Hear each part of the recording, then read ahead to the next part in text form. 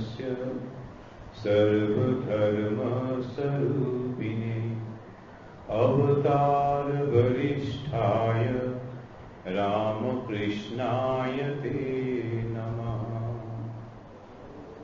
जननीं शारदां देवीं रामकृष्णं जगद्गुरुं पादपद्मे तयो श्रित्वा प्रणमामि मुहुर्मुहुः। शिव एवं शक्ति के प्रणाम जानिए आज के विशेष पाठ की शुरू करছি। मोटा सोटा कागज থেকে ভয় পাবেন না, পুরোটা পড়বো না, মাঝে মাঝে পড়বো। এখন আসলে বিষয়টি হচ্ছে খুব ক্রিটিক্যাল একটা বিষয়, শক্তি পূজা শ্রীরামকৃষ্ণ, ভেরি ইন্টারেস্টিং। স্বামী বিবেকানন্দ বলছেন এই শ্রীরামকৃষ্ণের রূপ ধরে যিনি এসেছেন তাকে তোমরা কেউ চিনতে পারলে না।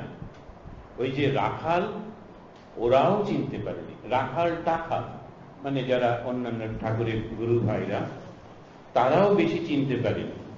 ভেবে দেখুন এখন কে এই শ্রীরামকৃষ্ণ, অসম্ভব, আনফ্যাথমেবল। আজকে সকালবেলায় যাচ্ছিলাম এই বিষয়টির উপরই নরেন্দ্রপুরে বলতে, ওদের ওখানে একটা ভক্ত সম্মেলন, তো সেখানেতে দেখলাম যেতে যেতে বলছিলাম যে ঠাকুরের এই যে ভাবটি আনফ্যাথমেবল, আর এটাই মজা। যেই আমরা পৌঁছে গেলাম ভাবের শেষ চূড়ায়, যেই আমরা মনে করলাম এটা সব হয়ে গিয়েছে, যে বটম পৌঁছে গেছি কিংবা টপে পৌঁছে গেছি, থিংস আর ওভার, তখনই ইন্টারেস্টটা চলে যায়। কিন্তু শ্রীরামকৃষ্ণের সুবিধাটা হচ্ছে, এত সুন্দর হচ্ছে, যেটাই তুমি দেখো না কেন শেষে পৌঁছতে পারবে না। Curiosity and curiosity. তো এই যে বিশাল একেবারে সমুদ্র বললে ভুল হবে, এর কোনো তুলনা নাই, পিয়ারলেস একেবারে। তো এই যে শ্রীরামকৃষ্ণে তার জীবনের মধ্যে আমরা দেখি, এর আগে করে আমি উল্লেখ করেছিলাম আপনাদের এখানে, যে তিনটে রাজপথ মিলিত হচ্ছে। তিনি সমস্ত হিন্দুদের যাবতীয় যত রকমের সাধনা আছে সবগুলোকে তিনি সাধন করছেন। কিভাবে? একটা হচ্ছে প্রথম বৈষ্ণবদের পথ ধরে, তারপরে শাক্তদের পথ ধরে, এবং তার পরবর্তীকালে তিনি সাধন করছেন বেদান্তের পথ ধরে। তো সমস্ত হিন্দু ধর্মকে যদি আমরা দেখি, যত রকমের আছে এই তিনটে পথ দিয়ে যাচ্ছে। আমি বলি এই তিনটে রাজপথ, এই তিনটে রাজপথে কিন্তু মিলিত হয়েছে শ্রীরামকৃষ্ণ, যেটা আগে কোনোদিন কারো জীবনে হয়নি। আজকে আমরা ওর মধ্যে একটি বিশেষ এই শক্তি পূজা নিয়ে আলোচনা করব।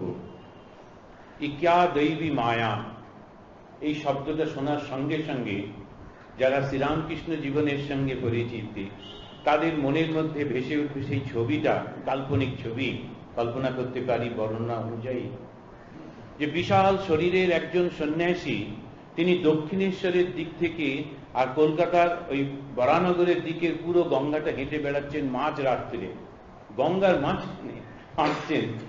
খুব ইচ্ছা ডুবে মরি, কিন্তু জল নেই। একটু আগে এত জল ছিল, সেই দেখে তার পেটে এত যন্ত্রণা হচ্ছে, তিনি দেখলেন যে এই শরীরটা নিয়ে যা করবার ছিল, সাধন ভজন সব হয়ে গিয়েছে, এখন এত যন্ত্রণা, তাকে ডাকি, কোথায় ওষুধ, চলো ঠিক আছে এটা বিসর্জন দিয়ে দিই। বিসর্জন দিতে পারলেন না। আমি মরতে চাই, মরতে পারলাম না, গঙ্গার জল শুকিয়ে গেল। তখন তিনি অবাক হয়ে বলছেন, এ ক্যা দৈবী মায়া। এই অঘটনটা ঘটালো কে? যিনি ঘটালেন উনি দক্ষিণেশ্বরের দিকে তীরে দাঁড়িয়ে বোধ হয় হাততালি দিচ্ছিলেন আর বলছিলেন, মাকে মানবে না, মাকে না মানলে তোমার জ্ঞান চূড়ান্ত হলো না, কমপ্লিট হলো না। এখন এই যে ঠাকুর যাকে মা বলছেন, তন্ত্র তাকেই শক্তি বলছে। এই শক্তি পূজা এই সম্পর্কে আমরা যদি দেখি, তখন আমরা দেখব যে এই তন্ত্র শব্দটি এটা এসেছে তন ধাতু থেকে, যার অর্থ বিস্তার। তন্যতে বিস্তারয়তে ইতি জ্ঞানম। এখন এই যে তন্যতে বিস্তারয়তে জ্ঞানম, এই জ্ঞানটা কি? এই দেশ বিদেশের লোকেরা তারা কিন্তু তন্ত্র শব্দটা উচ্চারণের সঙ্গে সঙ্গে শঙ্কিত হয়ে পড়েন, ভয় পান। যেই আমরা বলি তান্ত্রিক, তখন সঙ্গে সঙ্গে মনে হয় শ্রীরামকৃষ্ণের চেহারা মোটেই তান্ত্রিকের নয়, অথচ তিনি 64টা তন্ত্র পালন করেছেন। আর তান্ত্রিক বলতেই মনে হয় এই যে বিরাট একেবারে সেই চেহারাগুলো হবে, চোখগুলো লাল একদম হচ্ছে, তারপরে লাল সমস্ত কাপড় পরা, মাঝে মাঝে ভয়ঙ্কর আওয়াজ করে মা মা বলে ডাকছেন, তাতে মা সারা দিন আর না দিন আমাদের প্রাণ শুকিয়ে গেল। এখন এইরকম যে সমস্ত এই তান্ত্রিকের যে আমরা দেখছি অবস্থাটা, সেটা কিন্তু তন্ত্রের ওই বাইরের রূপটা। আর এই দেখে আমাদের শিক্ষিত লোকেরা তারা খুব অস্বস্তি বোধ করেন, এটাকে ধর্মের পথ বলে মনে করতে পারেন না। আর ওই দুর্বলতাটাকে কাজে লাগিয়ে হিন্দু ধর্মের বিরোধী যারা, তারা এত অপপ্রচার করলেন যে ভূত প্রেত পিশাচ আর তন্ত্র একই নিঃশ্বাসে উচ্চারিত হতে লাগলো।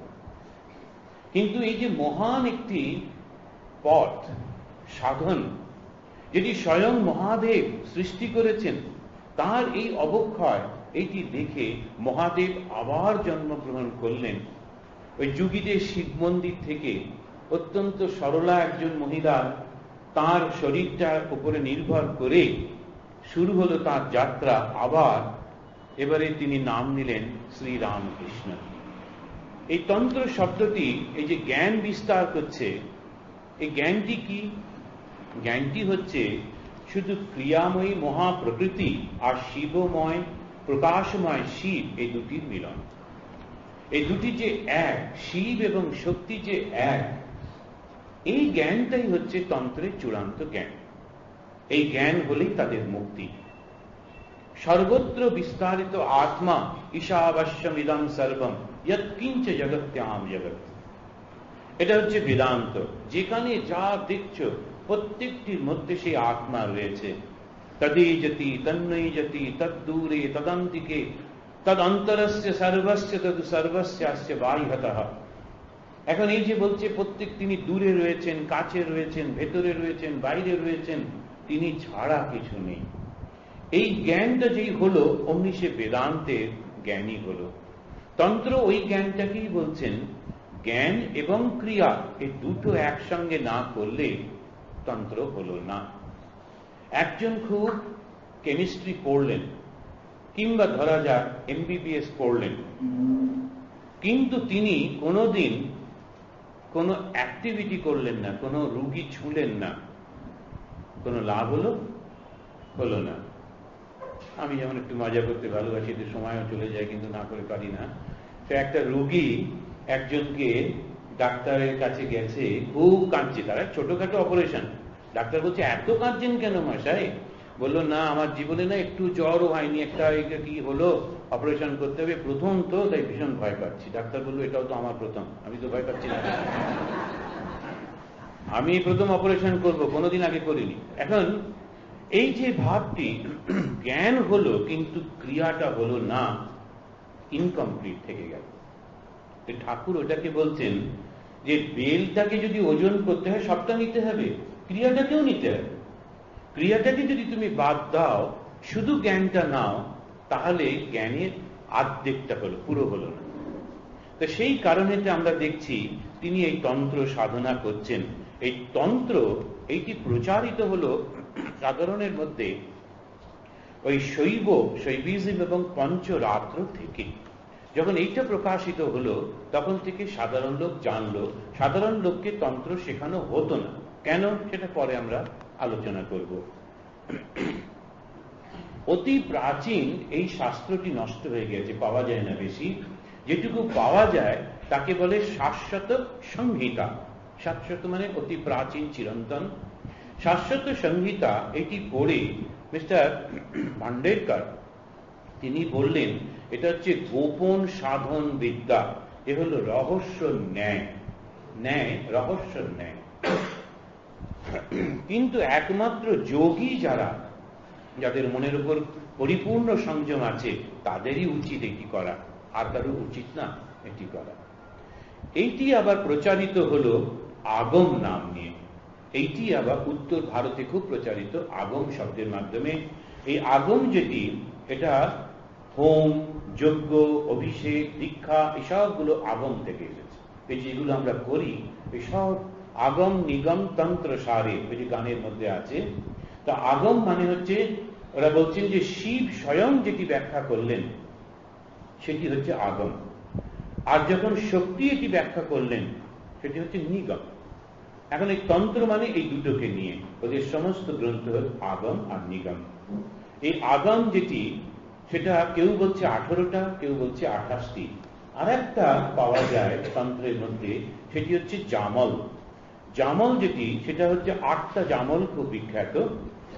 জামলদের মেন যিনি পুজো করেন তাকে বলা হয় ভৈরব। জামলরা ভৈরবের পুজো করেন। এই ভৈরব কিন্তু কোনো দেবতা নয়, ইনি মানব, অর্থাৎ গুরুকে তারা ভৈরব করেন। কিন্তু আগমপন্থীরা তারা শুধু সদাশিবকে পুজো করেন। এই শিব, এই দুটোর মধ্যে ওদের পার্থক্য। এদের সাধন পথকে বলে স্রোত, যেটা আমরা বলি সাধন পথ, মার্গ ইত্যাদি। এরা বলেন, এটা টার্মিনোলজি, এরা বলেন স্রোত। এই 3টে স্রোত আছে, দক্ষিণা, বামা আর মধ্যমা। জয়দ্রথ জামাল যে বিখ্যাত, তিনি কয়েকজন দেবীর নাম প্রথম উল্লেখ করলেন। এর পরবর্তীকালে আমরা দেখি বৌদ্ধ ধর্ম কিন্তু তন্ত্রকে বিশেষ প্রচার করলো, এবং তন্ত্রের যত রকমের সমস্যা সৃষ্টি হলো বৌদ্ধ ধর্ম থেকে। বৌদ্ধ ধর্ম পরিপূর্ণভাবে জ্ঞান ভিত্তিক। আত্মদীপো ভব, এটা হচ্ছে বুদ্ধের শিক্ষা। আমার উপরে নির্ভর করো না, যখন আনন্দ কাঁদছেন আপনি চলে যাবেন, আমরা কি করব? আত্মদীপো ভব, নিজের উপরে নির্ভর করো। আর সেইটি যখন পরবর্তীকালে চলে গেল তিব্বতের সংস্পর্শে, যখন তারা তাড়াহুড়ো করে ধর্ম প্রচার করতে গিয়ে তিব্বতীদের কনভার্ট করতে লাগলেন, তখন তাদের সমস্ত যত রকমের ছিল সেগুলি এসে ঢুকলো এই বৌদ্ধ ধর্মের মধ্যে। আর সেই বৌদ্ধ ধর্ম তখন ওই তিব্বতী তন্ত্রের মধ্যে এসে অন্য রকম হয়ে গেল। তাকে বলা হলো, বৌদ্ধদের যে তন্ত্র তাকে বলা হলো মন্ত্রায়ন। এই মন্ত্রায়নে ওরা করত একমাত্র উদ্দেশ্য মুক্তি না, শক্তির জাগরণ। শক্তির জাগরণকে এরা বলতেন প্রজ্ঞা। দেখবেন বৌদ্ধদের মধ্যে প্রজ্ঞা দেবী আছেন। এবারে দশম একাদশ শতাব্দীতে যখন বৌদ্ধ ধর্মটাও ভেঙে পড়ছে, তখন এই বিভিন্ন রকমের তন্ত্রগুলি একত্রিত হয়ে আর একটা তন্ত্র সৃষ্টি হলো, পথ সৃষ্টি হলো, সেটিকে বলছে ব্রহ্মতন্ত্র। এই ব্রহ্মতন্ত্রকে বলা হয় সম্মোহতন্ত্র। এটা বেশ গোছানো একটা হলো, অনেকগুলোকে নিয়ে একটি তন্ত্র হলো। এরাই বিদ্যাপীঠ, শক্তিপীঠ, শৈবপীঠ, গণেশপীঠ ইত্যাদি আস্তে আস্তে বিভিন্ন মতের সৃষ্টি করলেন। সম্মোহতন্ত্রের মধ্যেই কিন্তু মা কালীর উল্লেখ প্রথম হয় এবং বিভিন্ন নামেতে আসে। সম্মোহতন্ত্রের আবার 3টে ধারা, একটা দৈব, একটা কৌল আর একটা বামা। সাধনে যখন এক একজন এক এক জায়গায় পৌঁছয়, তখন তাকে একটা করে নাম দেওয়া হয়। আমরা পরবর্তীকালে দেখব ঠাকুরকে বলা হচ্ছে কৌল। কৌল মানে যিনি বিরাচারে কমপ্লিট করেছেন, বিরাচারের সাধনের মধ্যে দিয়ে যিনি পৌঁছেছেন তাকে বলা হয় কৌল। এই যে 3টি ওরা সাধন ধারা, এইটি এলো কিন্তু কামরূপ থেকে, কামরূপের যোগিনী তন্ত্র থেকে। আপনারা শুনলে খুব অবাক লাগবে, এখন যে পাকিস্তানের সোয়াত অঞ্চল যেটি, যেখানে খুব লড়াই চলছে তালিবানদের সঙ্গে পাকিস্তানের সৈন্যদের, প্রায় পেপারেতে দেখেন, ওই জায়গাটি এককালে তন্ত্রের বিখ্যাত স্থান ছিল। আর আমাদের যেমন এদিকে ছিল কামরূপে, সেখানে যোগিনী কৌল ছিল কামরূপ থেকে, ওইখানে তন্ত্রটা এই সোয়াটেতে অন্যরকম ভাবে করত। মোটামুটি বৌদ্ধ তন্ত্রটাই ওখানে বেশি ছিল। বৌদ্ধ তন্ত্রের থেকে আর একটা তন্ত্র এলো, সেটা হচ্ছে সহজিয়া। বৌদ্ধ সহজিয়া বলা হলো। শুনলে দেখবেন এর থেকে আবার 2টো ধারা আসছে, একটা হচ্ছে নাথ সম্প্রদায় আর একটা হচ্ছে বৈষ্ণব সহজিয়া। এখন বৈষ্ণব যারা, তারা একেবারে কালী, মা কালীর দিকে তাকান না, শাক্তদেশ কখনো পছন্দ করেন না, কত রকম আমরা শুনি। কিন্তু শুনলে মজা লাগবে, এই বৈষ্ণবদেরও কিন্তু তন্ত্র সাধনা করতে হয়, এবং ঠাকুর নিজে বলেছেন চৈতন্যদেব তিনি তন্ত্র সাধনা করেছিলেন, শ্রীকৃষ্ণ তিনি তন্ত্র সাধনা করেছিলেন। এইখানেতে আমরা দেখছি এই বাংলাতে তন্ত্র সাধনা যেটি এলো, এটা বৈষ্ণব মতের সঙ্গে মিল হয়ে গেল। এর যিনি স্রষ্টা তিনি হচ্ছেন চণ্ডীদাস। এই নামটার সঙ্গে আপনারা বাঙালিরা অনেকেই পরিচিত। স্কুলেতে চণ্ডীদাসের কথা পড়ানো হয়, কবিতা পড়ানো হয়। আর চণ্ডীদাসকে নিয়ে একটু যারা জানেন না, একটু মজা টজা করেন, ঠাট্টা করেন। এখন এই চণ্ডীদাস তিনি রজকীর প্রেমে পড়েছিলেন, কিন্তু রজকীটাকে পরবর্তীকালে আমরা দেখছি এই চণ্ডীদাসের যে তন্ত্র, এটি আর কালী থাকছে না, কৃষ্ণ হয়ে যাচ্ছে। তিনি শ্রীকৃষ্ণ কীর্তন বলে যে ব্যাখ্যা করলেন, সেটিও কিন্তু বৈষ্ণবদের তন্ত্রশাস্ত্র। এরা হঠযোগ প্র্যাকটিস করেন এবং এই তন্ত্র ওই সহজিয়া মধ্যে দিয়ে যাচ্ছে। এরা প্রথম শুরু করেন শরীরের মধ্যে যে সপ্ত ভূমি আছে, এই যে সহস্রদল পদ্ধতি গিয়ে মিলছে, এই সমস্ত এরা প্রথম তন্ত্রের মধ্যে অভ্যাস শুরু করেন। নাড়ি চক্র মনকে নিয়ে গিয়ে সহস্রারে পৌঁছানো, এইগুলি সব ওদের সাধন। ধীরে ধীরে এই নাড়ির মধ্যে দিয়ে গিয়ে মাথাতে সহস্রারে মনকে পৌঁছানো, এইটি ওদের সাধন। আর এর থেকে যে শক্তির জাগরণ হয়, এই শক্তিটার 5টা নাম। একটা হচ্ছে ডম্বী, নটি, রজকী, চণ্ডালী, ব্রহ্মকালী। এক একটা শক্তি যারা তান্ত্রিক যখন অভ্যাস করেন, একটা ধরনের শক্তি যখন তাদের মধ্যে আসে, তখন সেইটাকে এক একটা নাম দেওয়া হচ্ছে। ইনি গ্রহণ করেছিলেন, চণ্ডীদাস গ্রহণ করেছিলেন ওই রজকীকে। কিন্তু রজকী কোনো ব্যক্তি বা কোনো মহিলা নন, ইনি একটি শক্তি, যার উপর তার মনটি ছিল, সদা সর্বদা সেই মন ছিল বলে তিনি ওই রকম ভাবে তাকে ব্যাখ্যা করছেন। এদের থেকে আবার দুটো সম্প্রদায় বেরোলো, একটা হচ্ছে অবধূত আর একটা হচ্ছে বাউল সম্প্রদায়। এদেরকে আমরা চিনি। অবধূত আর বাউলদের, বিশেষ করে বাউল যারা, তারাও কিন্তু তান্ত্রিক। এই তান্ত্রিক এরা ঘরে ঘরে যায় বলে এদের সঙ্গে লোকের খুব পরিচিতি আছে। এই তন্ত্রটা ভারতবর্ষের সীমা ছাড়িয়ে বাইরে ছড়িয়ে গিয়েছিল অনেক দূরে দূরে। আবার বাইরে থেকেও নাকি ভারতবর্ষের মধ্যে এসেছে, মহাচীন থেকে তন্ত্রের বিভিন্ন আচার আমাদের মধ্যে এসেছে। তাকে বলা হয় চীনা আচার। চৈনিক দেবী তিনি হচ্ছেন মহা তারা। এই তারাই কিন্তু আবার তিব্বতের এক জটা। এই দুটি দেবীর বীজ মন্ত্র আলাদা, কিন্তু স্বভাব এক। হিন্দুরা একই বলেন উগ্র তারা। এই যে একরকম হয়ে যাচ্ছেন, যখন তিব্বতে যাচ্ছেন তার নাম হচ্ছে এক জটা, আবার চীনেতে তিনি তারা, মহাতারা। আর হিন্দুদের মধ্যে এসে উগ্র তারা, মহানীলা, সরস্বতী ইত্যাদি নামে। সম্মোহ তন্ত্র বলছেন যে মেরু পর্বতের একটা লেক ছিল, সেই লেকের তীরেতে যে গ্রুপটা তারা যে তন্ত্র অভ্যাস করেছিল, তার নাম হচ্ছে কৌল। আসলে এই লেকটি, সেখানকার যে শব্দগুলো ব্যবহার করা হতো মঙ্গোলিয়ান শব্দ, সেই শব্দতে কৌল শব্দের অর্থ হচ্ছে লেক। সেই তার থেকে এসেছে বলে এটাকে বলা হয় কৌল। কিন্তু মহামহোপাধ্যায়, গোপীনাথ কবিরাজ এবং আরো অনেকে তারা বলছেন যে না, তন্ত্রটা সম্পূর্ণ ভারতের নিজস্ব, বাইরে থেকে আসেনি। স্বামী শারদানন্দজিও এই মতটাকেই সাপোর্ট করে বলছেন, জগৎ কারণ ঈশ্বরকে জননী জগদম্বা প্রভৃতি নামে অভিহিত করিয়া নারী ভাবে উপাসনা করা ভারতের নিজস্ব সম্পত্তি। এখন এগুলিটি হলো তো মোটামুটি অত্যন্ত ছোট করে তন্ত্রের একটি ইতিহাস। তিনটে চারটে প্রশ্ন এর থেকে জাগে। এক, যদি সবই এক, তবে এতগুলো কেন? কত রকমের মত, কত রকমের পথ এই তন্ত্রের, এত ডিফারেন্স কেন তন্ত্রে? তাহলে একটা হতে পারত। দ্বিতীয়, বেদান্ত এবং তন্ত্রের মধ্যে কোনটা প্রথম শুরু হয়েছিল আর কোনটা সব থেকে প্রাচীন, বা কোনটি বড় সাধনে? আর তৃতীয়, বেদান্তের সাধনের কোনো বদনাম শোনা যায় না, যখন তন্ত্র সাধনার মধ্যে অত্যন্ত বদনাম। কেউ তন্ত্র সাধনা করছে শুনলেই আমরা মনে করি কিছু একটা খারাপ কাজ করছে। এটা কেন? তা প্রথমটার উত্তর, সবাই যখন এক, তখন এত বিভিন্ন মত কেন? এর উত্তরটি থেকে বলা যায় এটা ভারতের বৈশিষ্ট্য। আমাদের ভারতে সব সময় ধর্মের ক্ষেত্রে চরম স্বাধীনতা রয়েছে। তুমি কি করবে না করবে সেটি তোমার উপর নির্ভর করছে। এত বিভিন্ন মত থাকা সত্ত্বেও কিন্তু হিংসা নেই।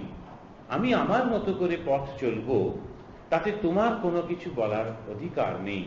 এইটি ভারতের স্বাধীনতা ছিল ধর্মের ক্ষেত্রে বলে ধর্মটা এত ডেভেলপ করলো। কিন্তু সমাজের ক্ষেত্রে এটি ছিল না বলে সমাজটা ডেভেলপ করতে পারলো না। আমি কি খাবো, আমি কি পরবো, আমি কার সঙ্গে মিশবো, সমস্ত কিছু সমাজ ডিকটেট করে দিল। ওইটি গোলমাল হয়ে গেল। যখনই কোনো মহিলা স্বামী মারা গেলেন, অমনি একটা লিস্ট এসে হাজির হলো, কি কি সে খাবে, কি কি সে খাবে না, কি কি সে করবে, কি কি সে করবে না, তার কাপড় থেকে শুরু করে সমস্ত দিনের রুটিন সমাজ ওকে দিয়ে দিল। এটা একটা ভয়ঙ্কর একটা চাপ থাকার ফলে ডেভেলপমেন্টটা হলো না। কিন্তু ধর্মের ক্ষেত্রে এটা না হয় খুব ডেভেলপ হলো। স্বামী বিবেকানন্দ আর একটা এগিয়ে বলছেন, let every human become a sect, but let there be no sectarianism. প্রত্যেকে একটা সেক্ট হোক। সেক্ট মানে হচ্ছে তার নিজের একটা মত সে সৃষ্টি করুক, কিন্তু নিজের মতটা অন্যের উপর চাপিয়ে দেওয়া, এই মানসিকতা যেন জোর করে না হয়। এবার দ্বিতীয় প্রশ্নটি, বেদান্ত তন্ত্র সাধনার মধ্যে কোনটা প্রথম, এটি বলতে গিয়ে এই আবার বলা যায় গোপীনাথ কবিরাজ মহাশয়ের উক্তি, তান্ত্রিক সাধনা কত প্রাচীন তাহা বলা কঠিন, তবে অতি পুরাতন সময় হইতেই বৈদিক ও তান্ত্রিক সাধনা এই দেশে পাশাপাশি চলিয়া আসিতেছে, তাহাতে কোনো সন্দেহ নাই। আমরা এইখানেতে দেখছি স্বামী প্রজ্ঞানন্দজি মহারাজের বইতে এটা মেনশন করছেন, তন্ত্রকে বলা হচ্ছে শ্রুতি শাখা বিশেষা। তন্ত্র হচ্ছে শ্রুতির একটা শাখা, শ্রুতি মানে বেদ। তন্ত্রকে বলা হচ্ছে পঞ্চম বেদ। এই যে কুলা আচার, তন্ত্রের মধ্যে যে আচারগুলো, তাকে কুলা আচার বলে। একটি কুল, তার মধ্যে যে আচার, যে পদ্ধতিগুলি, তাকে কুলাচার বলছে। যেমন রামকৃষ্ণ মিশনে আপনাদের কুলাচার কি? ওই যখন দীক্ষা নিচ্ছেন তখন একটা কাগজে লিখেছিলেন, যদি মনে থাকে তো, সেখানে বলছে যে সকালে সন্ধ্যাতে জপ করতে পারবে তো, তখন একটা বড় করে হ্যাঁ দিলাম, তারপরে ভুলে গেলাম। এখন এই যে সকালে সন্ধ্যাতে জপ করা এবং ঠাকুরমা স্বামীজির জীবনীটা জানা, সমস্ত ধর্ম যে সত্য এইগুলি মানা, এগুলো আমাদের কুলাচার। আমরা যে ভাবের মধ্যে এসেছি, আমাদের এই কুলাচার হচ্ছে এইগুলি। কেননা এগুলো খুব বৈশিষ্ট্যপূর্ণ, কাউকে নিন্দামন্দ না করা, নিজের পথে চলা ইত্যাদি। এখন এই যে কুলাচার, তো তন্ত্রকে বলা হচ্ছে এটা হচ্ছে পঞ্চম আশ্রম। যেমন ব্রহ্মচর্য, গার্হস্থ্য, বানপ্রস্থ, সন্ন্যাস, তার সঙ্গে এইটিও একটি কুলাচারও একটা আশ্রম বলা হচ্ছে। কুলার্ণব তন্ত্রে বলছে বেদের থেকে উচ্চ জ্ঞান আর নেই, আর তন্ত্রের থেকে সাধন নেই। বেদের থেকে উচ্চ জ্ঞান নেই, আর তন্ত্রের থেকে উচ্চ সাধন নেই। তাহলে একটা হচ্ছে থিওরিটিক্যাল আর একটা হচ্ছে প্র্যাকটিক্যাল, কিন্তু দুটো যদি এক না হয় তাহলে লাভ হয় না। তৃতীয় প্রশ্ন যেটি, তন্ত্রের এত বদনাম কেন, এটা খুব গুরুত্বপূর্ণ প্রশ্ন। যখন বৈদিকে বিচার করে, বৈদিক যখন আমরা জ্ঞান মার্গের লোক যারা বিচার সমস্ত করেন, এটা ঠিক আছে, কিন্তু তারা কতগুলো আচারও পালন করেন, যেমন যজ্ঞ। কিন্তু যজ্ঞ যেই করছেন, যে কোনো আচার, যে কোনো ক্রিয়া, তার একটা ফল হয়। আপনি যদি সঠিকভাবে কোনো মন্ত্র উচ্চারণ করেন, সেই মন্ত্রের ফল হবেই হবে। সঠিকভাবে যদি কোনো মন্ত্র উচ্চারণ করা হয়, কোনো চিন্তা করা হয়, তার ফল হবেই হবে। এই যে আমরা প্রণাম করি, সকলকে খুশি রাখি, ফল কি হয়? আপনার প্রতি যারা করছেন তাদের প্রতি অন্যদের ভাবটা ভালো থাকে। বা এটি খুব ভালো, এই ছেলেটা খুব ভালো, মেয়েটি খুব ভালো, এই যে প্রণাম করছি, কেমন আছেন কাকুমা, কেমন আছেন কাকু, এই যে বলছি টলছি, এই যে মনে মনে ওর প্রতি একটি ভালোবাসা আসছে, ওইটা আশীর্বাদ। কিন্তু যেই অনেকগুলো লোক ওর উপর বিরক্ত হলো, ও ক্ষতি হবেই। তারা চাইছে না ক্ষতি, কিন্তু বিরক্ত, যেই বিরক্ত হলো ও ক্ষতি হবেই। এখন এই যে আচারটা, এইটিকে বলছে যখনই আমরা এটি করছি মন্ত্রের সাহায্যে প্রকৃতির ওপর নিয়ন্ত্রণ আনা সম্ভব, এবং তার প্রমাণ আমাদের ভুরি ভুরি রয়েছে। আমরা দেখেছি ব্যাসদেব যমুনার তীরে বসে আছেন, তখন গোপীরা এসে বলছেন যে আমরা নদী পেরোবো, কিন্তু নৌকো নেই, বাড়ি পৌঁছতেই হবে, তা আমাদেরকে তুমি একটু ব্যবস্থা করে দাও। ব্যাসদেব বললেন সেটা করতে পারি, খেতে দাও। তখন খেলেন পুরোটা। খাবার পর তিনি যমুনার কাছে গিয়ে বললেন, যমুনে, যদি আমি না খেয়ে থাকি, কথাটা শুনুন, এতটা খাবার পর তাদের সমস্ত যত লেফট ওভার ছিল হাঁড়িতে যা, সবটা খেয়ে তিনি বলছেন, যদি আমি না খেয়ে থাকি তাহলে তুমি পথ করে দাও। এবং যমুনা পথ করে দিল। এই প্রথমটা হচ্ছে তিনি বিচার করলেন, আমি কিছু নেই, আমি খাইনি। ঠাকুর শ্রীরামকৃষ্ণদেব যখন তন্ত্র অভ্যাস করছিলেন, তখন তিনি এক হাঁড়ি সর খেয়ে ফেলেছিলেন, সর ভাজা। যে মানুষটা একটার বেশি দুটো লুচি খেলে ভীষণ চিন্তিত হতেন, আমার শরীর খারাপ হবে, এখন মুশকিল হবে ইত্যাদি, তিনি তন্ত্র সাধনার সময় খেয়েই লোকেরা শঙ্কিত, আশেপাশে যারা তারা শঙ্কিত, তারা বলছে না অতটা খেলে তোমার শরীর খারাপ করবে। ঠাকুর ইনসিস্ট করছেন আমি খাবোই খাবো, কেননা তিনি নিজে খাচ্ছেন না। এখন তেমনি ভাবে এই প্রথম পার্টটা হচ্ছে বেদান্ত, সে জানে আমি গ্রহণ করছি না, আমি নিচ্ছি না। দ্বিতীয়টা কিন্তু তন্ত্র, যেই বললেন প্রকৃতি মানতে বাধ্য হলো, রাস্তা ভাগ হয়ে গেল। এই যে তন্ত্রের শক্তি, আমরা দেখছি যে শ্রীকৃষ্ণ একটা আঙুলে করে তিনি গোবর্ধন পাহাড় উঠিয়ে ধরলেন।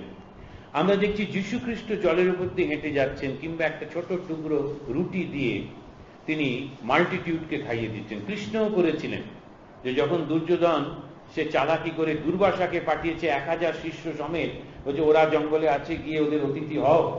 আর দুর্বাসা তাড়াতাড়ি করে চললেন, জঙ্গলে ভালো ভালো খাওয়া যাবে এসব ভেবে টেবে, গিয়ে যখন খাওয়া সব হয়ে গেছে, আর জঙ্গলে ওরা, দুর্বাসা বললেন আমি এসেছি সঙ্গে 1000 শিষ্য, রেডি করো, আমরা স্নান করে আসছি।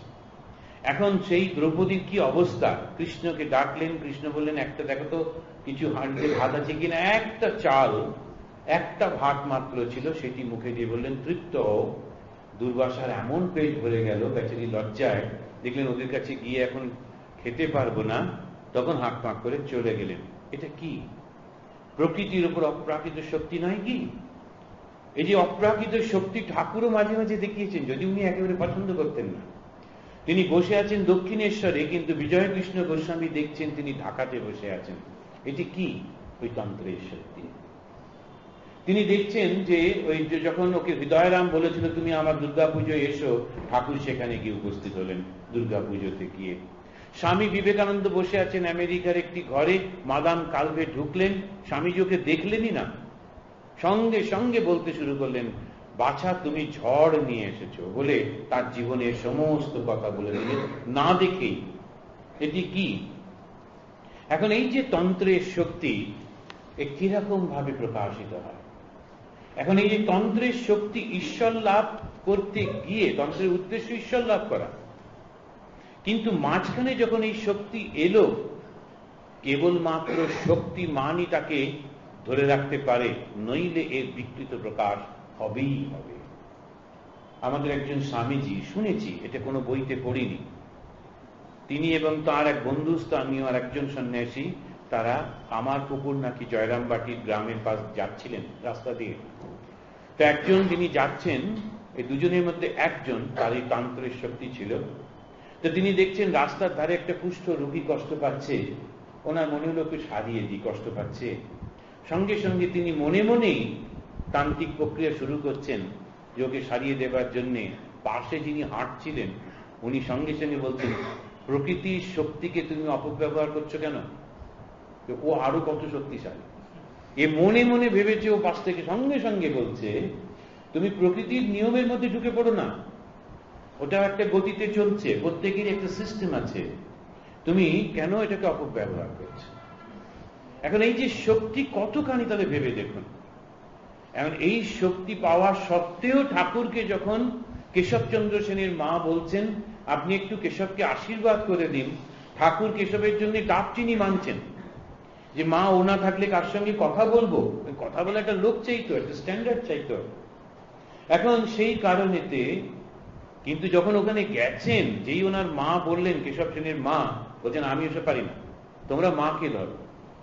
ঠাকুরের আশীর্বাদে ভালো হবে না? যিনি কপাল মোচন স্বয়ং, ইচ্ছা করলেই করে দিতে পারেন, কিন্তু ওর মধ্যে গেলেন না, কেননা প্রকৃতির একটা নিয়মে চলছে। কতখানি ভেতরে কি প্রচন্ড শক্তি কিন্তু প্রকাশ করছেন না। স্বামী বিবেকানন্দ যখন যাচ্ছিলেন এই যে কাশ্মীরে, সেখানে তার সঙ্গে আমেরিকান মহিলারা রয়েছেন, সিস্টার নিবেদিতা, মেরি লুইবার্গ ইত্যাদি। তার লোকেরা তো বোঝে না, তারা সব নিন্দামন্দ করছে নানা রকম, কিন্তু সেই সময় স্বামীজি কিচ্ছু বলছেন না। এক সময় যখন চূড়ান্ত একটা কিছু বলছে, তখন বিরক্ত হয়ে যখন ক্রোধ প্রকাশ করতে বেরোচ্ছেন, আর একজন সন্ন্যাসী এসে বলছেন ওরা জানে না আপনি কে, আপনি জানেন আপনি কে, আপনি ক্রোধ করলে ওরা কোথায় যাবে? যাকে দর্শন করতে ওরা চলেছে মাইলের পর মাইল হেঁটে, সেই তো উনি, স্বয়ং শিব। উনি যদি ক্রুদ্ধ হন, কোথায় যাবে ওরা? এখন এই যে প্রচন্ড শক্তি থাকা সত্ত্বেও প্রকাশ করছেন না, মাঝে মাঝে বলে ফেলছেন আমি মনে হয় মানুষের মনগুলোকে কাঁচা মাটির মতো শেপ দিয়ে দিতে পারি, কিন্তু করব না। এই যে ভাবটি, প্রচন্ড শক্তি কিন্তু সংযত কজনের থাকে। এখনই যদি আমি বলি বা খবর আসে যে এইখানে সামনেতে শিব মন্দিরে এক সাধু এসছেন, তিনি জলকে দুধ বানিয়ে দিচ্ছেন, সবাই খাচ্ছে আর মোটা হয়ে যাচ্ছে। অবশ্য আজকাল কেউ মোটা হতে চায় না, আচ্ছা মোটাতে রোগা করে দিচ্ছেন, এরকম একটা যদি খবর শোনা যায়, তাহলে আপনারা কেউ থাকবেন এখানে? এখনই বলবেন মহারাজ পরে এসে প্রণাম করছি, ওই দেখার জন্য। এখন এই যে আমরা শক্তির এই প্রকাশটি, সেটা সম্পূর্ণ ভেতরে থাকা সত্ত্বেও এই শক্তিমান সেটি কিন্তু প্রকাশ করছেন না। এই শক্তির প্রকাশ মাঝে সাঝে শিব করে ফেলেছেন, তখন একেবারে ত্রাহি ত্রাহি রব হয়েছে। এইটি হচ্ছে মূল কথা। তন্ত্র হলো একটা ক্রিয়া, এই ক্রিয়া আপনি যখনই করবেন তার ফল হবেই। কেমিস্ট্রি পড়লেন, কত রকমের ফর্মুলা মুখস্থ হলো, কোনো অসুবিধা নেই, কারো কিছু হচ্ছে না। কিন্তু যেই আপনি ল্যাবরেটরিতে গিয়ে দুটো সাদা জল মিক্স করলেন, লাল হয়ে গেল। ওই যখন স্কুলে কলেজে ওরা সব এক্সিবিশন করে, ছেলে মেয়েরা কি এক্সাইটেড বোঝাবার জন্য, এই যখন এটা সাদা মেলালাম, লাল হয়ে গেল, কিন্তু দুর্দান্ত একবারে ওরা এক্সাইটেড।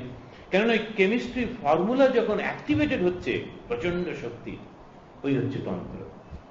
ওই তন্ত্র ওই জন্য সবাইকে করতে মানা করা হয়েছে, কেননা ওই তন্ত্র শক্তি পাওয়ার পর সেটাকে সংযত রাখা খুব কঠিন। ওই জন্য বলছি তন্ত্র অভ্যাস করো না। তা আমাদের কি করা হলো, ঠাকুর বেদান্তের সঙ্গে তন্ত্রটাকে মিক্স করে সাধন পথটা সুন্দর করলেন, লক্ষ্যটা বেদান্ত রাখলেন। ফলে যে শক্তিটা, সেটা আমাদের মধ্যে জাগ্রত হলেও সেটা ওই যেহেতু বিচারটা খুব বেশি থাকছে, তাই ওই শক্তিটাকে সংযত করে রাখছে। একটি শব্দ বলি, আমাদের বীরেশ্বরানন্দজি মহারাজের কথা।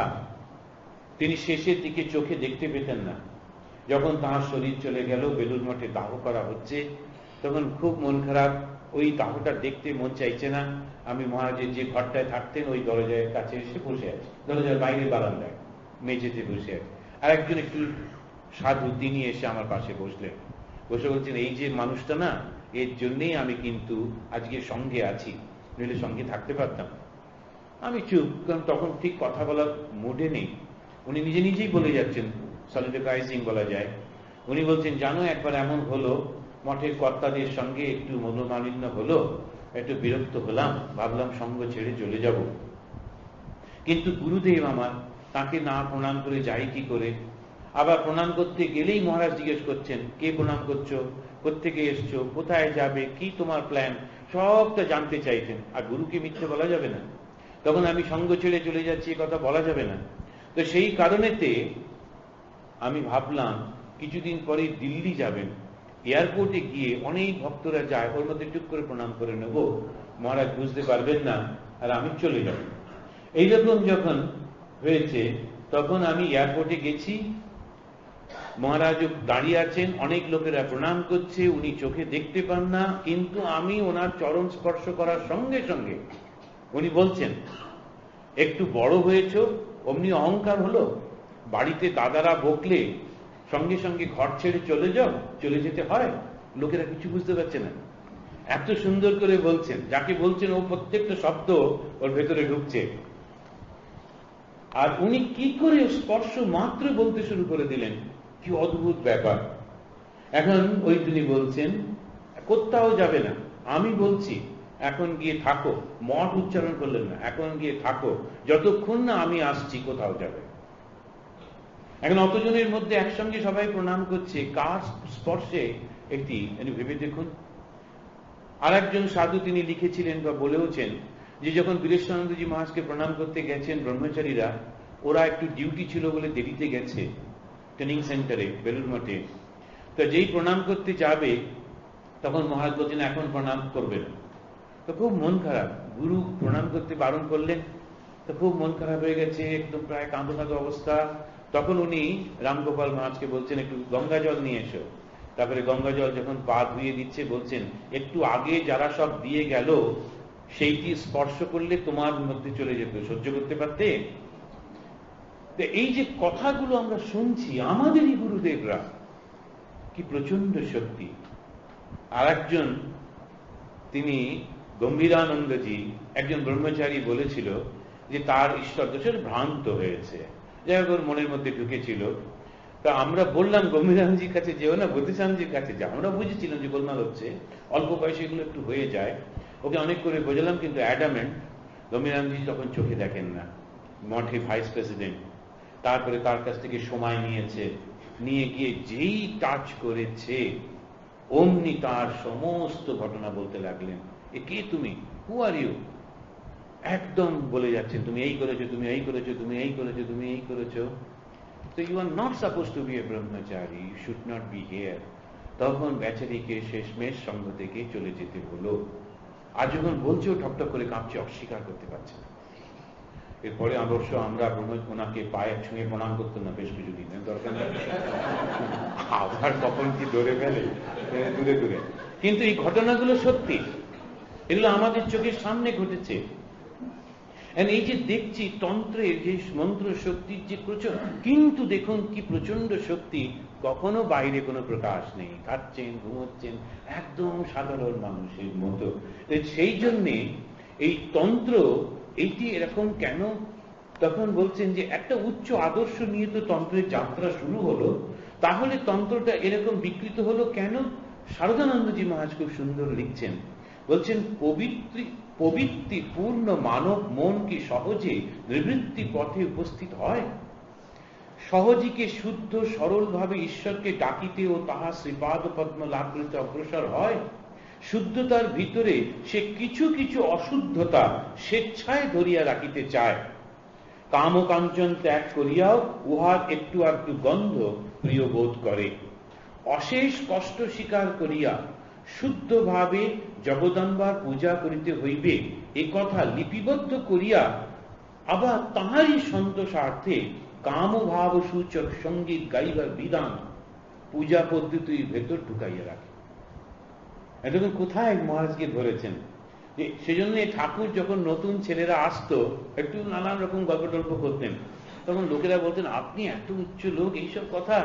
ঠাকুর বলছেন মাঝে মাঝে একটু আঁশের ছিটে দিতে, এই যে কি যেন একটু গন্ধ, একটু আঁশের গন্ধ দিতে হয়, কারণ অল্প বয়সী এগুলো না দিলে ওদের ঠিক হবে না, ধীরে ধীরে শুদ্ধ হচ্ছে। এইটি হচ্ছে এখন, এইটি হবেই। অত্যন্ত বুদ্ধিমান, এই যে মানব মনের প্রকৃতি এত ভালো বুঝতেন আমাদের ঋষিরা, তারা জানতেন যে আমরা ত্যাগ আর ভোগের চৌকাঠে দাঁড়িয়ে আছি।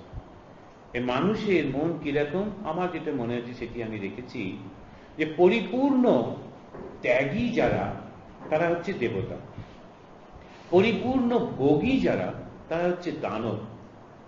মানব কিন্তু এই দুটোর মাঝখানে, এই খানিকটা ত্যাগ আর খানিকটা ভোগ। ওই জন্যে আমাদের কখনো দানবে টানছে আর কখনো দেবতায় টানছে। আমরা মাঝখানে পড়ে টিনটিনের গল্প যারা পড়েছেন, টিনটিনের সেই বই, তারা স্নোই সেই চেহারাটা জানেন। স্নোইকে টিনটিন বিপদে পড়ে একটা চিঠি লিখে দিয়েছে, পুলিশের কাছে নিয়ে যাও। ওটা মুখে করে যাচ্ছিল, টিনটিনকে ভালোবাসে। মাঝখানে একটা হাড় পড়ে থাকা দেখে ও খুব বিপদে পড়লো। হাড়টা যদি ছেড়ে দিয়ে চলে যায় তাহলে টিনটিনের চিঠি পৌঁছানো যায় না, আর যদি চিঠি পৌঁছতে যায় হাড়টা কে নিয়ে নেবে। এখন ও দুটো ছবি ওর পাশে এঁকে দিয়েছে। একটা ওইটাই স্নোইটাই, তার মাথার পেছনে একটা সাদা চক্র, ওটা হচ্ছে দেবতা। আর একটা শিংওয়ালা, তারা ও সে দেখাচ্ছে যে চিঠিমিটি ছাড়ো, মাংসটা খাও, তো সেটা হচ্ছে দানব। এখন এটা কিন্তু শুধু টিনটিন না, এটা আমাদের মনের মধ্যে দেখবেন সব সময় দুটো প্রবৃত্তি যুদ্ধ করে চলেছে। তো এই দুটো উচ্চ নিচ ভাব সব সময় মানুষের মনকে মথিত করছে। দূরদৃষ্টি সম্পন্ন ঋষিরা এটা জানতেন বলে তারা ধীরে ধীরে অগ্রসর হতেন, এককালে কখনো করেননি। মানুষের মনের এই প্রবৃত্তিগুলোকে ধীরে ধীরে পরিবর্তিত করবার চেষ্টা করতেন। কিন্তু গোলমাল যেটা হলো সেটা হলো বৌদ্ধ যুগে। তাই স্বামীজি খুব ক্যাটাগরিক্যালি বলেছেন সমস্ত অবক্ষয় হয়েছে এই বৌদ্ধ যুগে। বুদ্ধদেবের নিন্দা করছি না, বুদ্ধদেব এটি করেননি, তিনি জ্ঞান মার্গের লোক ছিলেন। কিন্তু কথা হচ্ছে তার পরবর্তীকালের লোকেরা না বুঝে যেটি ত্যাগীদের করবার কথা সেটি সবার জন্য চাপিয়ে দিল। ফল কি হলো? ফল হলো বিকৃত মানসিকতা। তখন এই গুপ্ত বিভীষিকা শুরু হলো, তন্ত্রের নামে নানান রকমের যত খারাপ কাজ শুরু হয়ে গেল। ওটা ওদের করবার ক্ষমতা নেই। কিরকম সেটা সামান্য পরবর্তীকালে ঠাকুরের জীবনে আমরা দেখলে বুঝতে পারবো। কিন্তু তন্ত্রটা যে সাধন হিসেবে কত ভালো সেইটি ঠাকুর বোঝাতে চাইছেন। যারা তন্ত্র সম্পর্কে কিচ্ছু জানতো না কিন্তু তন্ত্রের একেবারে ক্রিটিসিজম করত, সেই সমস্ত মানুষগুলোকে বোঝাবার জন্যে ঠাকুর শুরু করলেন সাধনা মাত্র 19-20 বছর বয়সে।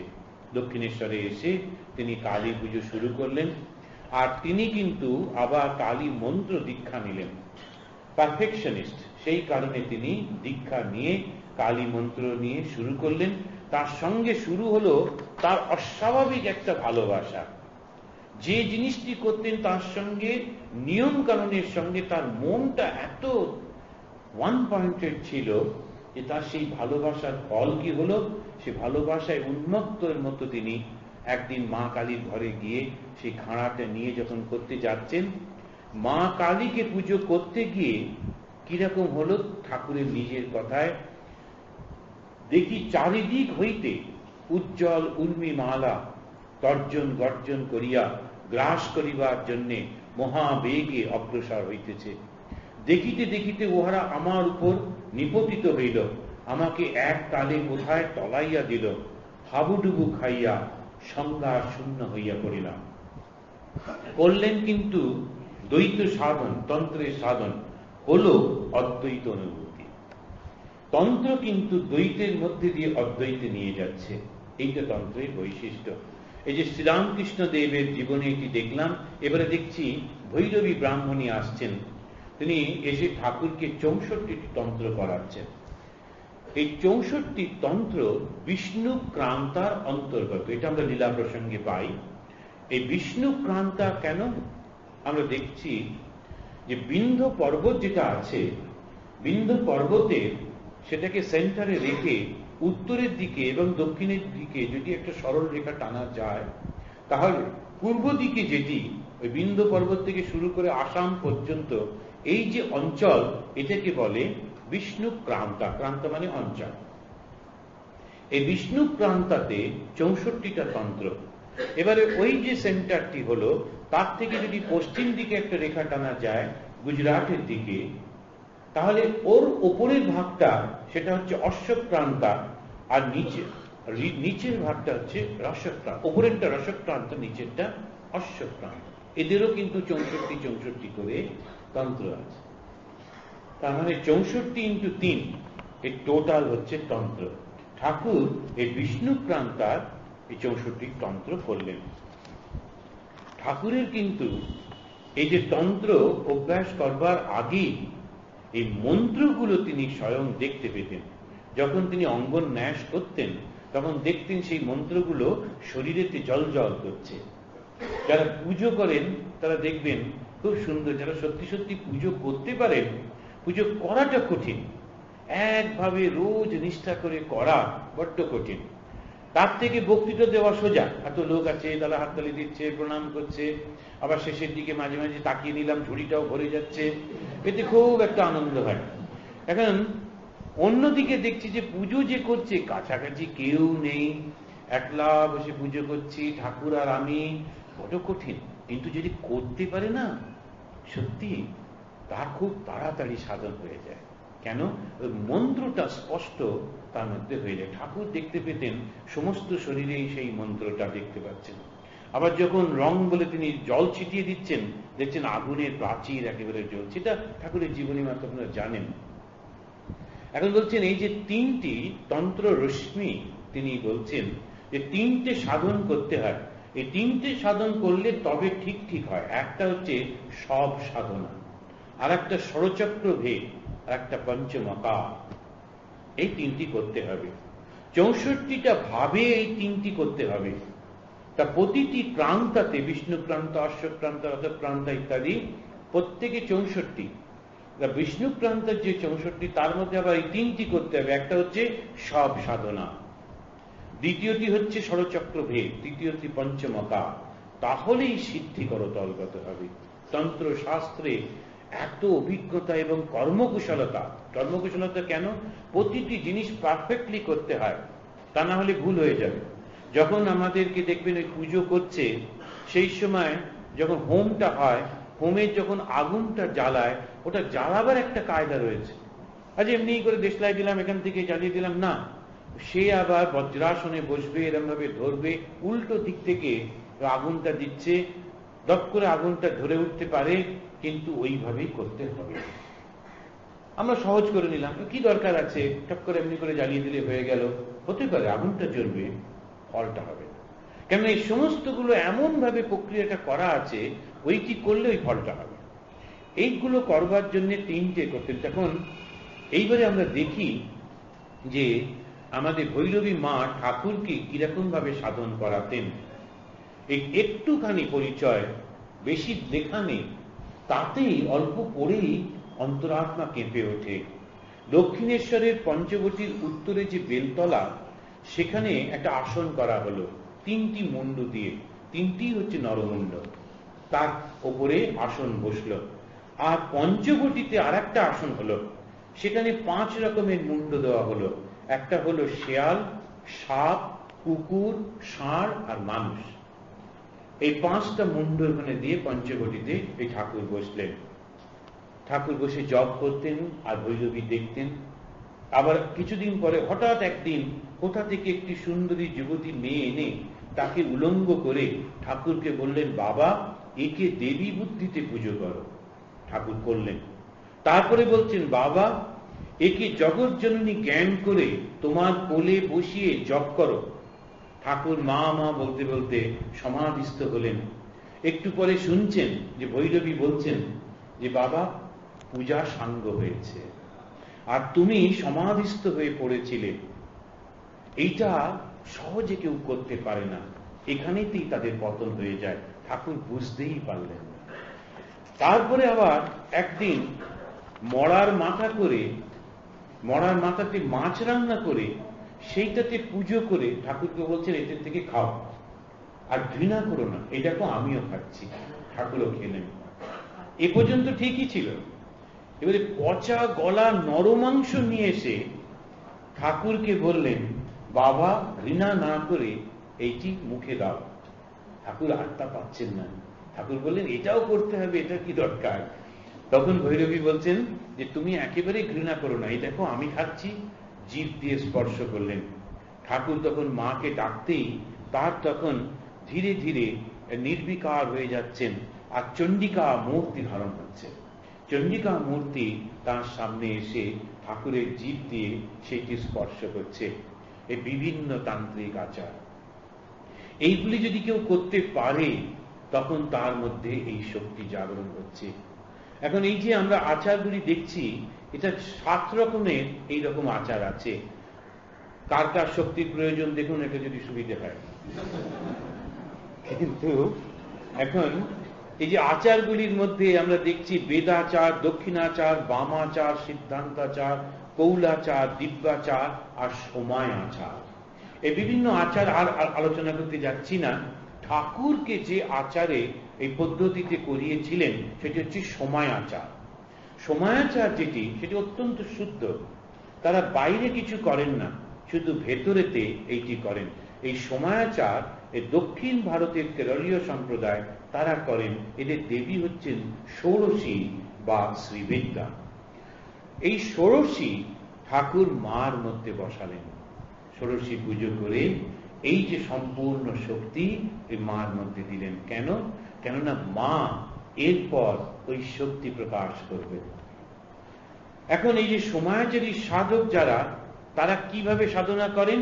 তারা সময় বলে সময়া, তারা ভৈরবী, আর আনন্দ বলে শিবের পুজো করেন। এরা কিন্তু আসলে সময়া আর আনন্দ, আনন্দ তিনি শিব থাকেন এই সহস্রারে, আর সময়ার শক্তি তিনি কুলকুণ্ডলিনীর মধ্যে জাগ্রত হয়ে ধীরে ধীরে সহস্রারে এসে মিলিত হন। এই যে অবস্থাটি, এই অবস্থাটা এই তারা বলছেন শিবশক্তির মিলন। তখন এই ঠাকুর দেখছেন এই সমস্ত কিছু একবার যখন শেষ হলো, তখন ভৈরবী বলছেন, বাবা তুমি আনন্দ আসনে সিদ্ধ হয়ে দিব্য ভাবে প্রতিষ্ঠিত হলে, বীর ভাবের এটাই শেষ সাধন। আগম শাস্ত্রে এই যে পঞ্চমকারের কথা বলছে, আমাদের সময় বেশি নেই, আবার অন্য এখন কখনো যদি আলোচনা হয়। এখন এই যে বিভিন্ন রকমের পঞ্চমকার, এটি বাইরে যেমন আছে মৎস্য, মাংস ইত্যাদি ইত্যাদি, এর আবার অন্য আর একটা ভাবও রয়েছে। যেমন জীবটা, এই জীবটাকে যে সংযত করে, ও কিন্তু মৎস্যের আসল সংযত করছে। কথা যখন বলছে না, সমস্ত কথাগুলোকে সংযত করছে, একটাও খারাপ শব্দ মুখ থেকে বেরোচ্ছে না। আমাদের রঙ্গনাথনজি মহারাজ বলেছিলেন, 6 বছর বয়সে আমার মা আমাকে বলেছিলেন, তুমি এই জীব দিয়ে যদি খারাপ শব্দ উচ্চারণ করো তাহলে সরস্বতী জীবে বসবে না। আজ 60 বছর বয়স, এই অদ্বৈত আশ্রমের উপরেই উনি বলেছিলেন, এই জীব দিয়ে কারোর প্রতি একটাও খারাপ শব্দ উচ্চারিত হয়নি। এই দেখুন কিরকম পঞ্চমকারের অভ্যেস করছে। যখন ধ্যান করছে, ধ্যান করতে করতে যখন মাথাতে গুরুর আসনকে চিন্তা করছে, এবং তখন একটা অদ্ভুত শক্তি নেমে আসে, সমস্ত শরীর দিয়ে অদ্ভুত একটা আনন্দ হয়, নেশাগ্রস্ত মতো হয়ে যায়। যখন সে উঠে দাঁড়ায় তখন সে মনে হয় পাটা টলছে, ওটা মধ্য। তো এইরকম ভাবে এই যে সাধনগুলি, যেমন মদ খেলে, আমাদের মনে আছে ঠাকুরের জীবনে যে ঠাকুর একদিন দক্ষিণেশ্বরের মন্দির থেকে এসে মাকে ঘরেতে দেখে তাকে পেছন থেকে স্পর্শ করলে তখন জিজ্ঞেস করছেন সঙ্গে সঙ্গে পরীক্ষা করবার জন্যে, হ্যাঁ আমি কি মদ খেয়েছি? মা বলছেন, না। তা কেন? তুমি মায়ের নামেতে বিবাহ করছো। এখন এই যে পঞ্চমকার আমরা দেখছি, এটা সবসময় যে বাইরে জিনিসটি থাকে তা না, কিন্তু আবার মরাকে রেখে তার বুকের উপর বসে সাধন করাতে খুব তাড়াতাড়ি ফল পাওয়া যায়। এখন কেননা ওই যে মৃতদেহটা কিরকম মৃতদেহ হবে, অ্যাক্সিডেন্টে মারা গেছে এরকম মৃতদেহ হতে হবে, এবং ছিন্ন ভিন্ন শরীর হলে হবে না, শরীরটা পুরো থাকবে। এবং সে অ্যাক্সিডেন্টে মারা গেছে এবং রিসেন্ট মারা গেছে হলে আরো ভালো। কেন? কেননা ওর আত্মাটা ওইখানে ঘুরতে থাকে।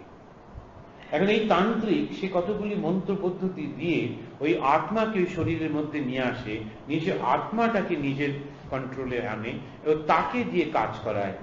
এই বিভিন্ন রকম করে মারণ, উচ্চাটন, এই সমস্ত যেগুলো করে, বশীকরণ, কোন একটি লোককে বশীকরণ মন্ত্র দিল, সে সঙ্গে সঙ্গে তাতে চলে যায়। এই শক্তিগুলো আছে, মিথ্যা নয়, হয় এগুলো, কিন্তু যখনই অপব্যবহার হয় তখনই সমস্যা হয়ে যায়। সেটা বলছেন, সাধু যখন ওষুধ দেওয়া শুরু করে, জড়ি বুটি এটা সেটা দেওয়া শুরু করে, তো জানবে ওর শেষ হয়ে গেছে। এটা খুব অসুবিধে হয়ে যায়। এই যে এই জড়িবুটি দেওয়া শুরু করলো, অমনি গোলমাল হয়ে যাচ্ছে। এই যে কৌলতে পৌঁছচ্ছেন ঠাকুর, একেবারে তন্ত্রের শেষ পর্যায়ে পৌঁছেছেন, সমস্ত তন্ত্র তখন তার শক্তিগুলো তার মধ্যে রয়েছে। কিন্তু এই যে কৌল যারা, এরা কিরকম করে তা একটি বলছেন কিরকম, তখন এই আগম শাস্ত্রে বলছে অন্তঃশক্তা বহিঃশৈবা সভায়ম বৈষ্ণবা মতাহা নানা রূপ ধরা কৌলা বিচরন্তি মহীতলে। এই যে যিনি কৌলা, তিনি একদম ভেতরেতে একটা ভাব, শিবের ভাব, বা ভেতরেতে তার শক্তির ভাব, বাইরে শিবের ভাব, আর যখন সভাতে যাচ্ছেন লোকের সঙ্গে মিশছেন বৈষ্ণবদের মতো। এটা একটা উদাহরণ দিচ্ছেন, অর্থাৎ তিনি যে যেমন তার সঙ্গে তেমন।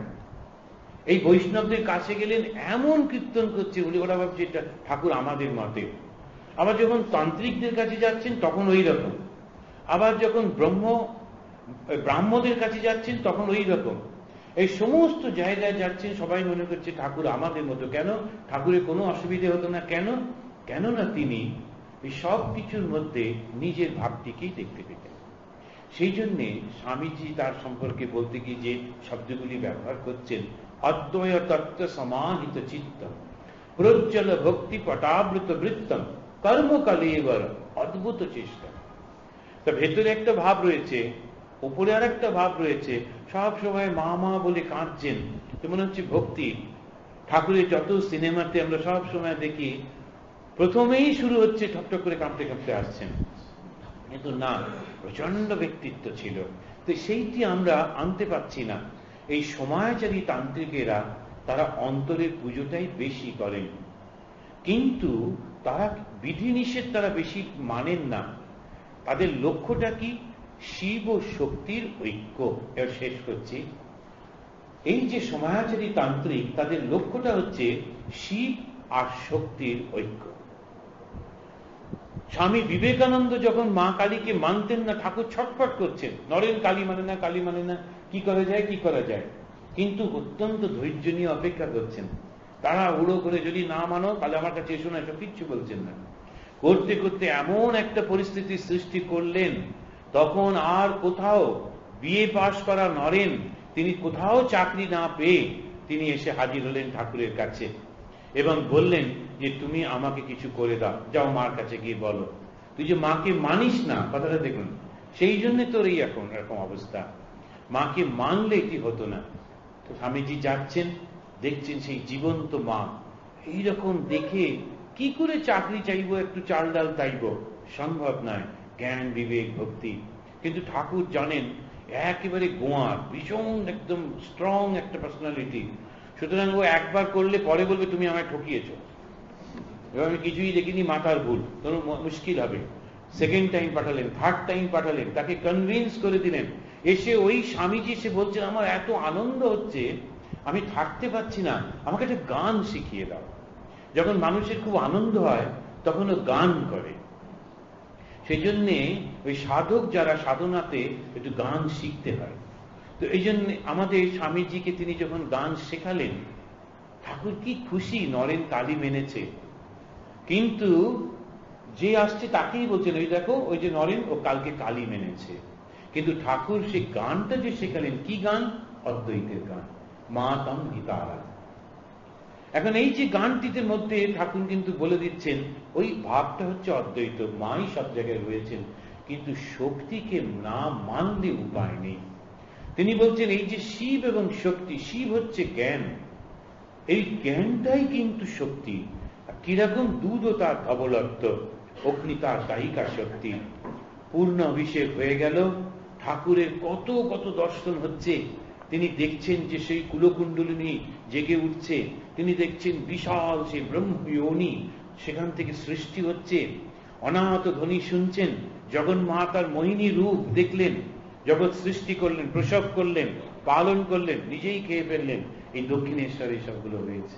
আমার খুব মনে হয় যদি দক্ষিণেশ্বরটাকে একটা মিউজিয়াম করে রাখতো, সেখানে গেলেই ঘটনাগুলো ঘটছে, তখন সেখানে গেলে সে শুনতে পাবে ভৈরবী ব্রাহ্মণীর কথাগুলি, কিংবা সেখানে লেখা রয়েছে 64টা তন্ত্র ঠাকুর কিভাবে প্র্যাকটিস করেছিলেন, কিংবা দেখছেন এই মোহিনী রূপটা কিরকম ভাবে, তখন একটা লোক ঢুকলে সে বুঝতে পারত যে ধর্মটা কি। আর একটা লোক 12 বছরে সবটা করে ফেলল, একটা মানুষ 12 বছরে সবটা করবে, কি অসংখ্য। আর সেখানে গিয়ে এই চিনে বাদাম বিক্রি হচ্ছে আর এই হচ্ছে, এত মনটা ভেঙে যায়। এখন কি করব, উপায় তো নেই, ঠাকুরের ইচ্ছা। এখন এই যোগ মায়ার অংশভূতা এই যোগিনী ভৈরবী তিনি অপূর্ব ভাবে ঠাকুরকে এইসব শেখালেন। কিন্তু এত কঠিন তন্ত্র সাধনা ঠাকুর করলেন কেন, কি দরকারটা ছিল? এইখানেতে আবার শারদানন্দজি মহারাজের আমরা কথাটা দেখতে পারি। তিনি বলছেন, আবার ভারত ভগবান শ্রীরামকৃষ্ণ প্রবোধিত সনাতনী ব্রহ্মশক্তির পূজা করিয়া নিজে ধন্য হইবে, অপরকে ধন্য করিবে। এই যে ব্রহ্মশক্তির কথা বলছেন ঠাকুর, বলছেন প্রত্যেক অবতারকে সযত্নে শক্তির উপাসনা করতে হয়েছে। রামচন্দ্র যখন যুদ্ধ জয় করতে যাচ্ছেন তখন তাকে বলল, তুমি শক্তির পুজো করো, নইলে হবে না, তুমি সফল হতে পারবে না। রামচন্দ্র দুর্গা পুজো করলেন। রাবণও করবার চেষ্টা করছিলেন, কিন্তু একটু চালাকি করলেন আমাদের হনুমানজি, গিয়ে দেখুন ওই আবার সব কিছু ঠিক করেছিলেন, একটা মন্ত্র ভুল হলো। আমরাও যখন চণ্ডী পাঠ করি, যেখানে উচ্চারণ করতে পারি না, একটু লাগিয়ে দিয়েছে, জেগে যাক, হয়ে গেছে, কেউ বুঝবে না।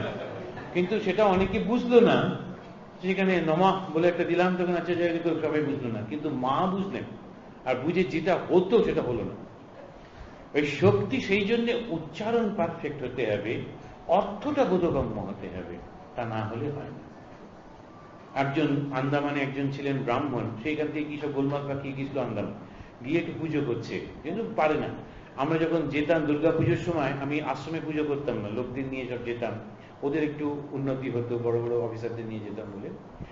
তো সেখানেও দেখছি বিরাট চিৎকার করে চণ্ডী পাঠ করছে, ওই গ্রামের লোক, তারা চিৎকারটাই দেখে, খানিকটা আবার বীরেন্দ্র কৃষ্ণ ভদ্রের সুর, তখন করে তখন আমাকে বলছে, মহারাজ আমার কিরকম পাঠ হলো, বলে সবার দিকে তাকাচ্ছে। যে আমি বললাম, না সুরটা খুব ভালো ছিল। কেন কি বলি, আমি বললাম সুরটা খুব সুন্দর ছিল, অনেকটা মিলে গেছে। এখন এই যে কথাগুলি সত্যি সত্যি যদি ঠিকভাবে পাঠ করা যায়, ফল হবেই হবে, কারণ মন্ত্রের ফল একেবারে ঘটবেই ঘটবে। এখন এই যে শ্রীরামকৃষ্ণ সম্পর্কে বলে শেষ করছি, তিনি আসলে কিন্তু কে? তিনি কিন্তু দেবতা, ওই মা কালী, তিনি শক্তি। একদিন মথুর বাবু তিনি ঝগড়া করছেন ঠাকুরের সঙ্গে, বলছেন, বাবা ঈশ্বরও আইনে বাধা, আইন যখন করা হয়েছে ঈশ্বরই করেছেন, কিন্তু তাতেই তিনি বাধা পড়ে গেছেন। ঠাকুর বলছেন, ও তোমার কি কথা, যিনি আইন সৃষ্টি করেছেন তিনি আইনটাও ভাঙতেও পারেন। মথুরবাবু বলেন, আচ্ছা যিনি লাল ফুল ওই যে রয়েছে ওখানে সাদা ফুল হবে, ঈশ্বর করেছেন ওটা, ওই গাছে লালই হবে। পরের দিন ঠাকুর মথুরকে দেখিয়ে দেখাচ্ছেন, এই দেখো টকটকে লাল আর ধবধবে সাদা, এই একই ডালে দুটো ফুল। এখন এই যে ঈশ্বরের ক্ষমতাটা ঠাকুর ইনডাইরেক্টলি বুঝিয়ে দিচ্ছেন। আবার ওই মথুরবাবুকে কৃপা করে তিনি মথুরবাবুর মাধ্যমে আমাদেরও বলছেন যে, মথুরবাবু দেখছেন যে ঠাকুর পাইচারি করছেন, জমিদার লোক হিসেব করে খরচাপাতি করে, ইনভেস্টমেন্টের ব্যাপার তো, বলছেন আচ্ছা এই লোকটির উপর এত খরচা করি, কিন্তু দেখে তো মনে হয় না, আর কিছু তো হচ্ছে না, সত্যি সত্যি ভগবান টগবান কিনা, শক্তি আছে কিনা। এখন সঙ্গে সঙ্গে ঠাকুর দেখছেন, এই মথুরবাবু দেখছেন যে ঠাকুর একদিকে যাচ্ছেন, শিব একদিকে যাচ্ছেন, কালী। ঠাকুর কিছু বোঝেননি, মথুরবাবু ছুটে এসে পায়ে পড়ে বলছেন, বাবা কি হলো, আর দেখলাম তুমি একদিকে যাচ্ছ শিব, একদিকে কালী। ওই যে শক্তি, ওটাই কিন্তু ঠাকুর। হলধারী তার একটি ছেলে মারা যাওয়ার পর, ঠাকুরের খুড়তুতো ভাই, খুব পড়াশোনা করতো শাস্ত্রতন্ত্র, তার যখন ছেলে মারা গেল তখন মা কালীকে তামসী দেবী বলতেন। ঠাকুর খুব বিরক্ত হয়েছেন, তখন গেছেন, মাকে জিজ্ঞেস করলেন, মা বললেন, আমি তামসী, আমি আবার সমস্ত শক্তির রূপা, আমি শুদ্ধা। তখন ছুটে এসে ভাবের করে হলধারী পুজো করছিলেন বৈষ্ণব ওই বিষ্ণু মন্দিরে, ওর কাঁধে চেপে বসলেন, তুমি যে বলো। তখন হলধারী দেখছেন ওই মা, ঠাকুর পাল্টে গিয়ে মা ওর কাঁধে বসে আছেন, ওই চরণে পুজো করছেন মায়ের। এখন এই যে শ্রীরামকৃষ্ণ সম্পর্কে আমাদের স্বামীজিও বলছেন যে Sri Ramakrishna was no other than the divine mother herself. শিবানন্দজি বলছেন মা কালী ঠাকুরের রূপে এসেছিলেন। অভেদানন্দজি বলছেন ঠাকুরের ভেতর মা কালী আছেন। রামকৃষ্ণানন্দজি বলছেন বিশ্বজননী লীলাময়ী কালী শ্রীরামকৃষ্ণ বিগ্রহ ধারণ করিয়া অবতীর্ণ হইয়াছেন। শ্রীরামকৃষ্ণ শক্তির মানব বিগ্রহ। এই যে শ্রীরামকৃষ্ণ তাহলে কাকে মা বলে ডাকতেন, এই প্রশ্ন হতে পারে। ঠাকুর মা বলে ডাকছেন, সব কথায় কথায় মায়ের কাছ থেকে গিয়ে তিনি অনুমতি নেই। মাটাকে উনি নিজে, মাও কিন্তু তিনি নিজেই। এই দুটো ব্যক্তিত্ব একই শরীরে। বোঝাবার জন্য বলছেন, দেখলাম খোলটা ছেড়ে সচ্চিদানন্দ বাইরে এলো, এসে বললে যুগে যুগে অবতার। বিশ্বাস করলুম না, ভাবলুম মনের খেয়াল। আবার দেখি বলছে শক্তির আরাধনা চৈতন্যও করেছিল। এই যে কথাটি বললেন, অর্থাৎ একটা শরীরের মধ্যেই একটা ব্যক্তিতে দুটি সত্তা রয়েছে, একজন সাধক আর একজন সাধ্য। সাধক শ্রীরামকৃষ্ণ, সাধ্য বা লক্ষ্য মা কালীকে একাই পুজো করছেন, নিজেই তিনি ওই পুজোটি করছেন। কিন্তু কেন করছেন? আমাদের জন্য করছেন। এই যে তিনি বলছেন এই যে জগৎটি এটা শক্তির এলাকা, এর বাইরে তুমি যেতে পারবে না। যখন আমার যতদূর মনে হয় যোগীন মা তীর্থ করতে যাবেন, ঠাকুরকে বললেন, সঙ্গে ঠাকুর মাকে দেখিয়ে বলছেন, ওগো একে বলেছ, একে বলে যাও, মানে শক্তিকে। মা শারদামণি দেবীকে বলছেন একে বলে যাও, এর কৃপা হলে তবে তোমার তীর্থযাত্রা ঠিক ঠিক হবে। তীর্থযাত্রার ফল হবে যদি শক্তি কৃপা করেন, নইলে হবে না। এই জন্য তিনি ওই মানুষকে শক্তির ধারণা করবার জন্য এত কিছু করলেন। কেন না, শক্তি পুজোর মধ্যে দিয়ে শক্তির জাগরণ ঘটিয়ে মানুষকে শক্তির এলাকার পারে নিয়ে যেতেই শিবস্বরূপ শ্রীরামকৃষ্ণের এই শক্তি সাধনা। আপনাদের কাছে এগুলো বলতে পেরে বেশ ভালো লাগলো, কারণ এই একটা ঠাকুরের এক একটা বেদান্ত সাধনা যখন আমরা দেখি, তন্ত্র সাধনা এবং বৈষ্ণব সাধনা যদি আলাদা আলাদা করে দেখি, দেখবো এক একটা বিশিষ্ট ভাব রয়েছে, কিন্তু সমস্তগুলো মিলে যাচ্ছে একটা উদ্দেশ্যে। সেটি হচ্ছে মানুষকে তিনি দেবতা বানিয়ে দিতে চান, শুধু এইটার জন্য। তার নিজের কোনো প্রয়োজন নেই, কিন্তু তিনি চান এই যে মানুষগুলি তারা যেন দেবতা হয়ে যায়। এই শক্তির পুজো করা, কিন্তু শক্তির পুজো করব কি করে? শক্তিকে মা রূপে ডেকে। তাই তিনি অন্য সব কিছু করতে বারণ করছেন। একটু তন্ত্রমন্ত্র করলে এমন শক্তি আসে, সহ্য করা যায় না। সেই জন্য যাতে ওই শক্তির ফলটার দিকে মন না যায়, এই জন্য এত একটা কথা ব্যবহার করলেন। তিনি বললেন বারাঙ্গনার মল ওইগুলি, বারাঙ্গনা বলেননি। এখন এই যে কথাগুলি তিনি বলছেন, সেইটি এত ভাবে কেন বলছেন? যাতে আমাদের মনের মধ্যে শক্তিগুলো, তার যে ফলগুলো, ওই যে সমস্ত অষ্টসিদ্ধিগুলো, ওটির দিকে নজর না থাকে, কিন্তু শক্তির এলাকার পারে গিয়ে যাতে আমরা মুক্ত হয়ে যেতে পারি। আর শক্তির এলাকা পারে যেতে গেলে শক্তিকে খুশি করতেই হবে। তাই এবারে শক্তিকে নিয়ে এসে তিনি মা বানিয়ে দিলেন, দিয়ে বললেন, মাকে দিয়ে বলালেন যে আমাকে মা বলে ডাকবে, তার আর কোনো সমস্যা নেই, আমি আছি। আর কিরকম ভাবে?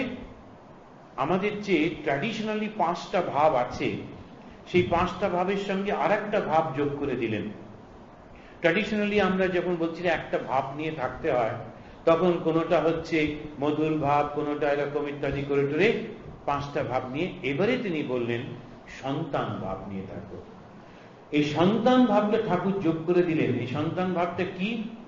বাকি সমস্তগুলোতে যখন আমি বন্ধুর মতো ভগবানকে ডাকছি, তখনও আমার একটা চিন্তা যেন বন্ধু রেগে না যায়। যখন তাকে আমি আমার প্রেমিক বলে ডাকছি, তখনও আমার একটা চিন্তা। সবসময় সাধকের একটা মনে হচ্ছে সে যেন কোনো ভুল না করে ফেলে। যখন সে সেবা করছে, তখনও তার ভয় যেন সেবাতে যে ভুল না হয়ে যায়। কিন্তু সন্তান ভাবে সুবিধাটা কি? সন্তান মা বাবার দিকে তাকায় না, সে নিজের মতো ঘুরতে থাকে। মা বাবাই সবসময় সন্তানের দিকে তাকিয়ে থাকে যেন পড়ে না যায়, যেন ভুল পথে না যায়, ওরে পড়, ওরে ওঠ, ওরে জামা পড়, ওরে ঠান্ডা লাগবে। সন্তানের শুধু একটাই দরকার, সেটি কি? মা আছেন এই ভাব। ও মা আছে এই ভাবেতে সে কিন্তু ছুটে বেড়াচ্ছে, বাস ওইটুকু হয়ে গেল, বাকিটা মা দেখছে। এই ভাবটি ঠাকুর আমাদের শিখিয়ে দিলেন সব থেকে সোজা। সেইটি আবার মা প্রতিজ্ঞা করে বললেন, তোমাদের আবার ভয় কি? ঠাকুর আছেন, আমি আছি, আমরা থাকতে ভয় কি? জয় ঠাকুর, জয় মা, জয় স্বামী।